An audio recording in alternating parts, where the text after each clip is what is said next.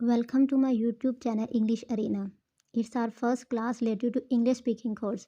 And today in this class we are going to learn about state of being. State of being में हम किसी एक शख्स या चीज़ की हालत के बारे में बताते हैं। देखो, स्टेट का मतलब होता है हालत और बीइंग का मतलब है होना। फॉर एग्जांपल, अगर एक शख्स है, ठीक है, और हम उसके बारे में एक स्टेटमेंट देते हैं कि वो बीमार है और हम उसकी हालत के बारे में बता रहे हैं, तो हम इसको ये क्या चीज़ है, ये स्टेट ऑफ बीइंग बीइंग है। है।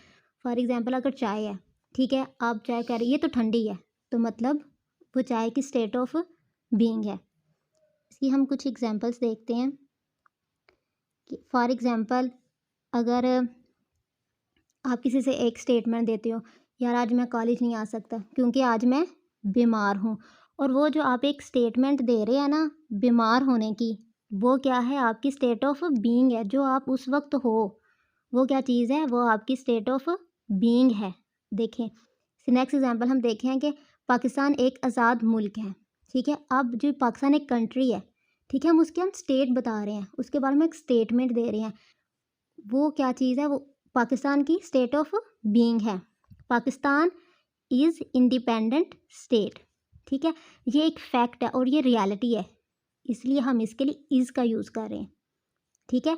स्टेट ऑफ बीइंग में हम लोग क्या यूज़ करेंगे, इज़, आर, एम, और अगर पास्ट है तो वाज, वर का हम यूज़ करेंगे, ठीक है। Let's see it's third example. वो एक पीएम है, ठीक है, वो एक प्राइम मिनिस्टर है। तो हम जिस शख्स के बारे में कह रहे हैं, हम उसकी स्टेट ऑफ बीइंग बता रहे हैं। मतलब ये एक शख्स है, ठीक है, ये मुझसे तो नहीं सही बन रहा, पर जो भी है, ये एक शख्स है, हम इसे कह रहे हैं ये बीमार है, तो एक शख्स की हम हालत बता रहे हैं। हम लोग कहते हैं वो अमीर है, उसकी एक स्टेटमेंट बता रहे हैं, जो वो है हम वो बता रहे हैं, इस शख्स के ऊपर ही हम लोग बात कर रहे हैं, ठीक है। तो ये क्या है, उसकी स्टेट ऑफ बीइंग है। बीइंग अगर हम ये कहते हैं कि ये एक ऑफिसर है, तो ये क्या है, उसकी स्टेट ऑफ बीइंग है, जो वो है हम वो बता रहे हैं। झूठ है, सच है, ये अलग बात है, लेकिन जो हम उसके बारे में स्टेटमेंट दे रहे हैं वो स्टेट ऑफ बीइंग है। बीइंग है।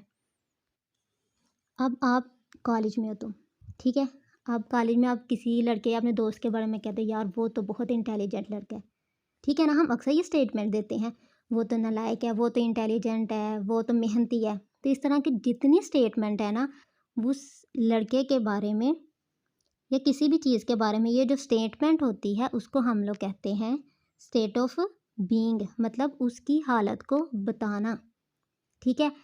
आप जब कोर्स कर रहे हो इंग्लिश कोर्स, उसमें state of being, possession, tenses, इनमें जब आपको डिफरेंस पता चल जाएगा ना, तो तब आपके लिए ये लैंग्वेज सीखना आसान होगी, ठीक है। और जितने भी जो फैक्ट है ना, ये स्टेट ऑफ बीइंग है उस चीज़ का, ठीक है। वो आप देखो, जितने भी फैक्ट आएंगे ना हमारे पास, वो इज़, आर, एम में ही आएंगे, ठीक है। ये सब स्टेट ऑफ बीइंग के बारे में। अब सिंपल, ये तो बहुत सिंपल है, हमें पता भी है इस चीज़ के बारे में। अब अगर हमने इसका नेगेटिव बनाना हो, तो वह कैसे बनाएंगे, ये बहुत सिंपल है। देखो, वो इंटेलिजेंट लड़का है, he is an intelligent boy. Boy. अब इसका नेगेटिव करना है, तो he is not intelligent boy. हम helping verb is, are, am के बारे में हम नॉट लगा देंगे, तो हमारा ये नेगेटिव नेगेटिव में हो जाएगा। और हमने अगर इसी का ही क्वेश्चन सेंटेंस बनाना हो, किसके बारे में, किसी के बारे में क्वेश्चन करना हो, स्टेट ऑफ बीइंग किस तरह करेंगे। इसका जो हेल्पिंग वर्ब है इज़, उसको हम पहले सेंटेंस के शुरू में ले आएंगे, उसके बाद सब्जेक्ट, और फिर उसके बाद हम नॉट लगाएंगे। Is he not intelligent boy, क्या वो एक इंटेलिजेंट लड़का नहीं है। अगर आपने रिप्लाई करना हो तो आप सिंपल येस भी कर सकते हैं, yes he is intelligent boy. अगर नहीं है तो yes he is not, simple. So the next one example is, हाँ ये एक फैक्ट है, ठीक है, माउंट एवरेस्ट दुनिया की बुलंद तरीन चोटी है।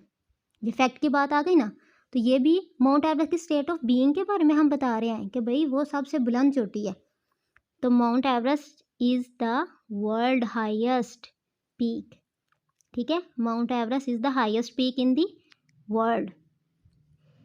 ये where is it situated, where is it situated, ये कहाँ वाक़या है, ठीक है। अब ये भी एक फैक्ट आएगा, it is located in Nepal, ये फैक्ट है, ये स्टेट ऑफ बीइंग है, भाई वो जो चीज़ है वो नेपाल में है, मौजूद है।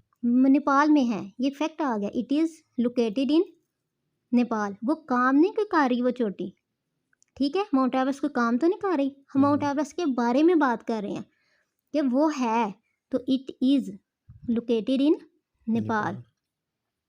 अब इसका हमने करना हो, कहना हो कि नहीं भाई वो तो नेपाल में नहीं है, it is not located in Nepal.